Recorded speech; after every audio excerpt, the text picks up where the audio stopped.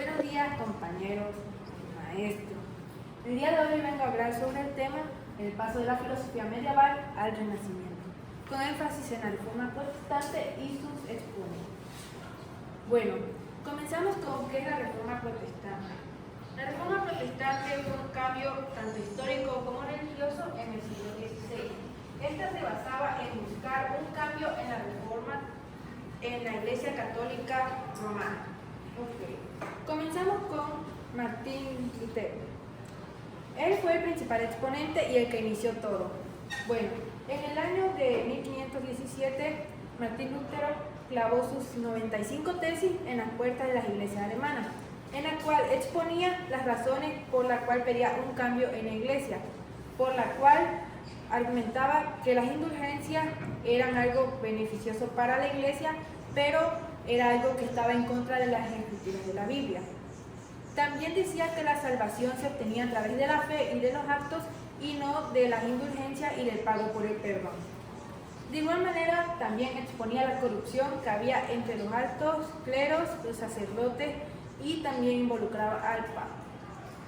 Esto también llevó a la traducción de la Biblia al alemán, con lo cual la población podía tener acceso a las escrituras y a sus enseñanzas. De igual manera, esto provocó un cambio radical en Europa, tanto en lo religioso como en lo social, dividiendo a Europa en dos: Europa protestante y Europa católica. Mucha gente apoyó las ideas de Martín, ya que estas, como decían, buscaban el bien de la gente y por tanto buscaban romper la corrupción que había en la iglesia en aquel entonces. Y hasta actualmente podemos ver algunas de sus enseñanzas en la iglesia luterana y en la Reforma Protestante y en las religiones protestantes que hay actualmente. Bueno, concluyendo con esto, ¿y alguna pregunta?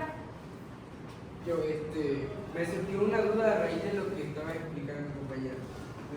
¿Cómo influyó en la sociedad de aquel entonces el hecho de que Martín Lutero clavó las tesis en las puertas de tal iglesia?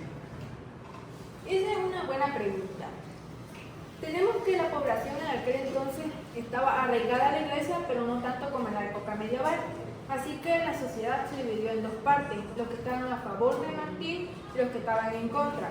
Los que estaban en contra apoyaban más las prácticas de la iglesia que se habían mantenido durante mucho tiempo, mientras que la otra parte que apoyaba a Martín veía de buena manera sus ideas, ya que tenían sentido, y entonces, debido a que también se tradujo la Biblia y se distribuyó, podían aprender más de las enseñanzas y de aquello y de las ideas y de las acciones que debían cumplir para obtener la salvación. Gracias, compañera. ¿Alguna otra pregunta? Una pregunta.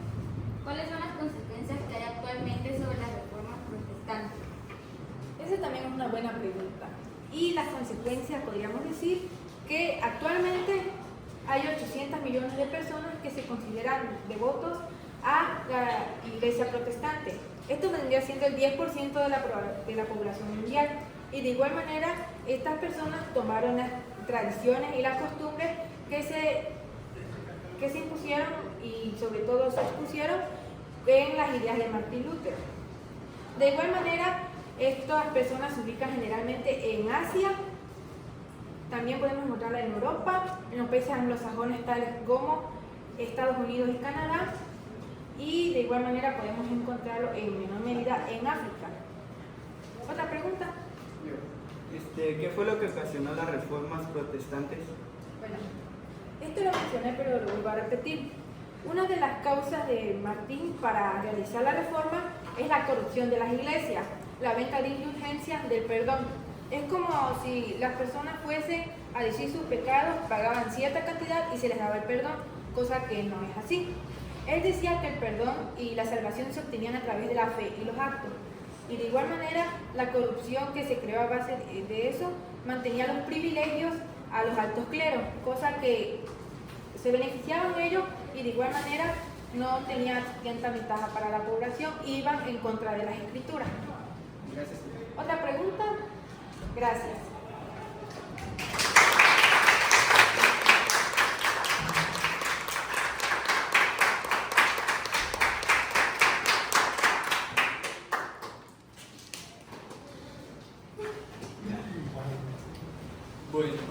prosiguiendo el tema de mi compañera en cuanto a la reforma protestante, yo venía a hablar sobre alguien basado en Martín Lutero. ¿De quién vengo a hablar? De Juan Calvino. ¿Quién fue?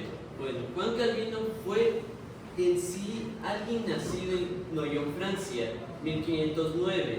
Estudió Derecho y conforme el pasar del tiempo, en 1533, se volvió un líder religioso, aunque sus ideales no concordaban con la Iglesia Católica de aquellos tiempos, ya que la misma estaba hundida en la corrupción y en los beneficios de los altos mandos, como lo vendría siendo el clero, y pues a Juan Calvino lo que había estudiado y lo que él creía de Dios no le parecía correcto.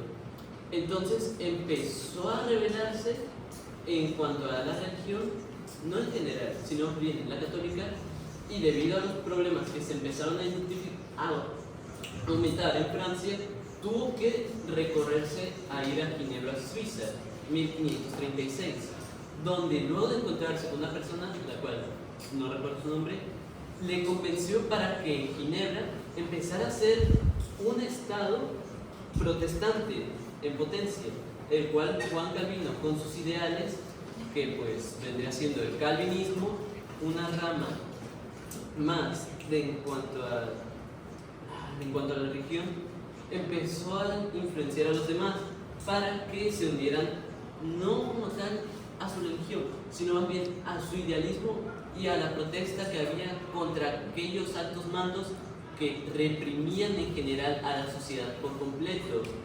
Y pues ese fue el único propósito de Juan Calvino, el mejorar la religión y hacerla tal cual a las escrituras y a la fe de Dios. ¿Alguna pregunta?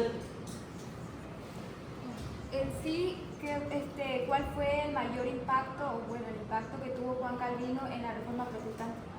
El impacto que tuvo Juan Calvino en la Reforma Protestante fue el calvinismo, el cual fue, como mencioné, una rama más teológica, la cual, al ser distribuida en tantas personas, empezó a cambiar su manera de ver las cosas y de ver la religión en general, quitando un poco el catolicismo y dando más libertad en cuanto al pensamiento libre y quitando un poco más la corrupción, por así decirlo, que había en aquellos tiempos por la religión impuesta por los romanos.